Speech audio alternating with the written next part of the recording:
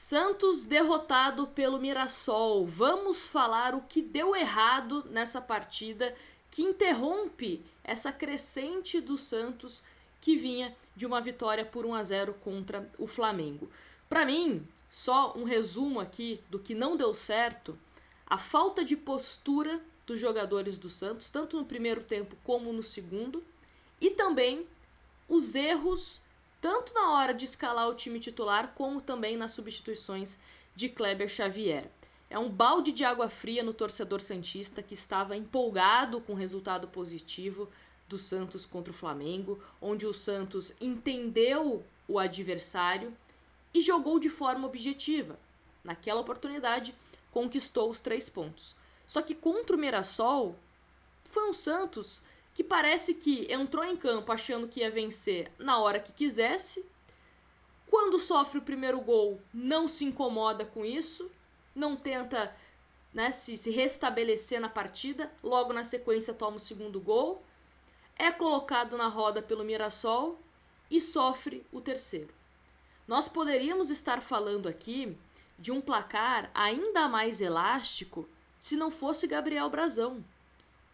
E vou destacar Gabriel Brazão em uma partida que o Santos sofreu 3 gols.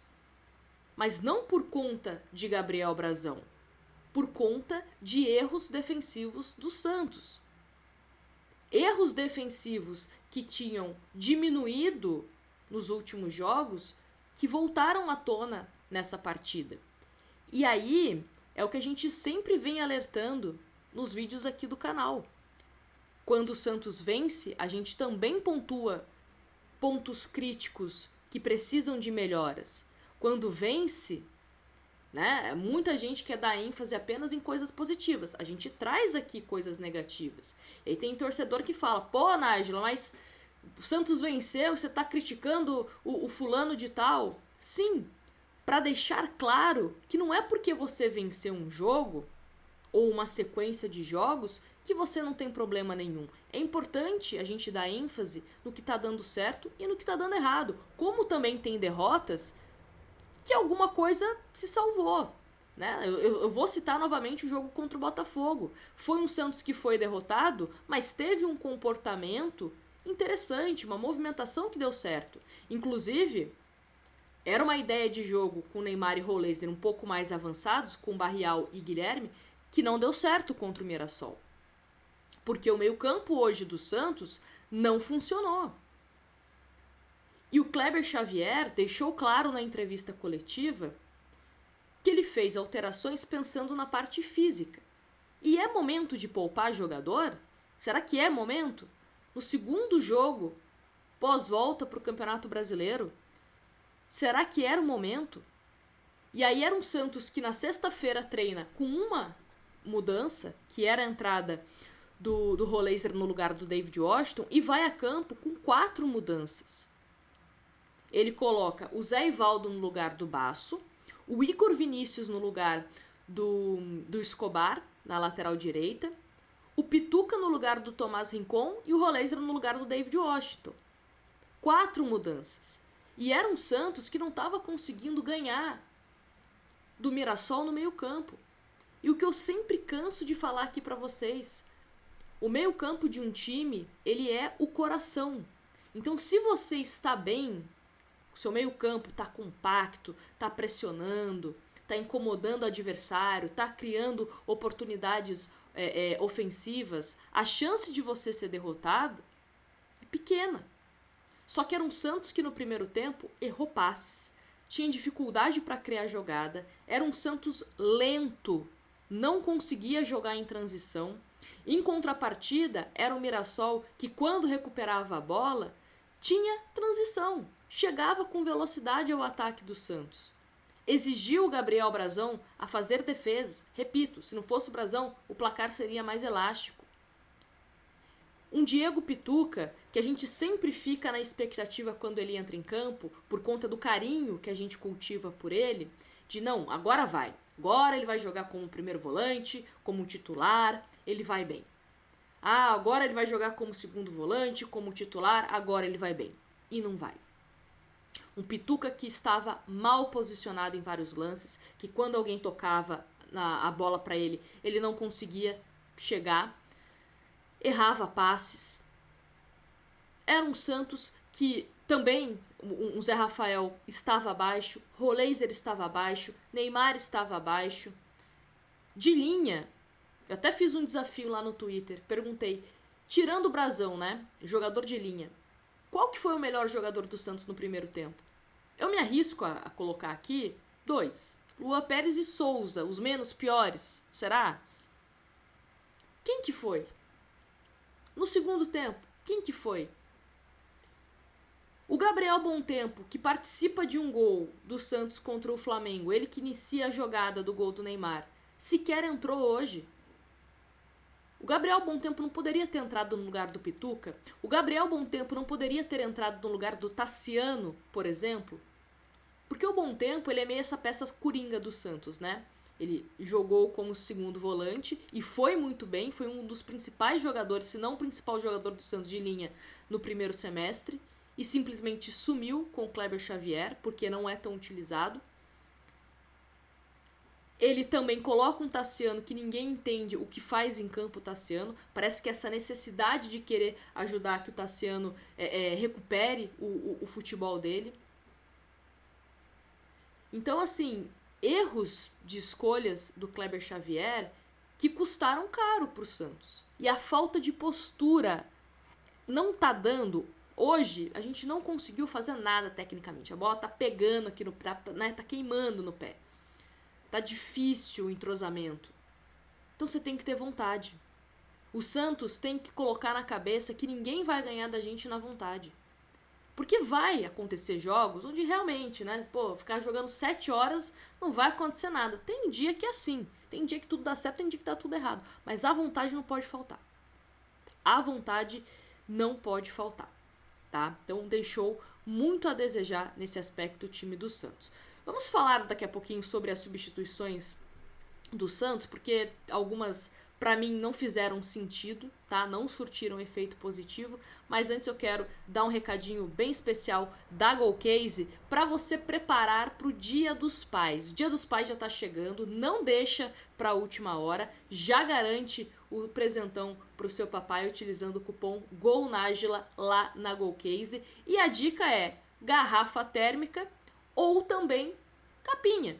Então tem muita promoção rolando lá na Golcase, tem outras opções também no site, trazendo algumas aqui na tela para vocês, né, com essa temática de pai para filho. Então escolha a sua capinha, tem a promoção, você compra uma e leva 2.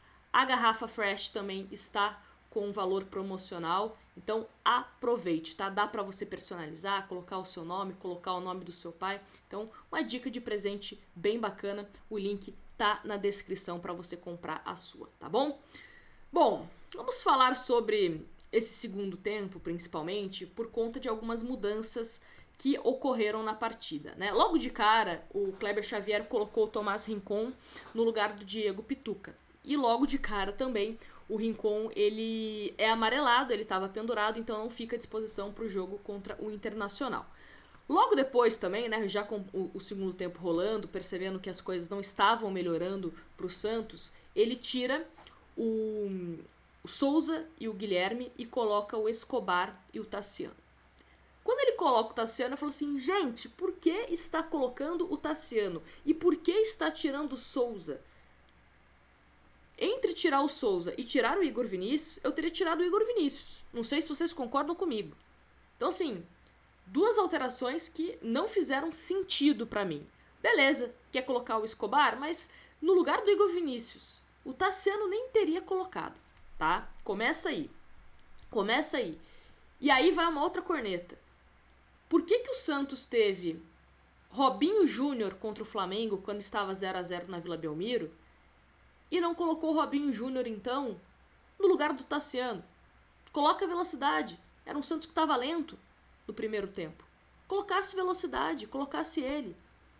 Por que não colocou? Ele não virou profissional? Se o jogador está no banco de reservas, então, tem que ser utilizado, né? Tem que ser utilizado. Mas não. Aí o Santos não consegue fazer absolutamente nada em campo, né? Era o Santos que ainda estava desorganizado, toma o primeiro gol do Mirassol. Primeiro gol foi um escanteio totalmente sem necessidade do Zé Ivaldo.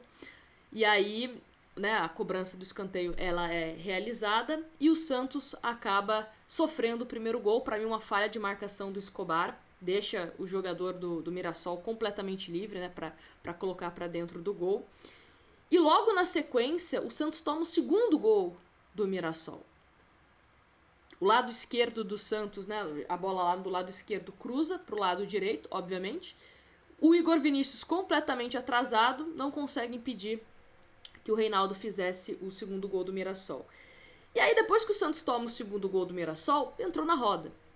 A torcida gritando olé, o Mirassol mais motivado para ir para cima do Santos, né? E era um Santos que também parece que não sentiu o gol. Não sentiu no sentido de ir pra cima, sabe? Tentar fazer o primeiro gol pra tentar empatar. Não. Era o Mirassol que estava muito mais perto do terceiro do que o Santos do seu primeiro gol. E aí o Mirassol vai e consegue fazer o seu terceiro gol. Um golaço. Um golaço. Que deixou Igor Vinícius, Zé Ivaldo e Tomás Rincon na saudade. Golaço do Mirassol. E o Santos poderia ter tomado 4, 5, se não fosse Gabriel Brazão. Então, foi um jogo, eu não vou falar para esquecer, porque eu gosto de fazer essa provocação de que certas humilhações na vida, no jogo, a gente tem que lembrar pra gente corrigir o que não deu certo, para que isso não se repita pro próximo.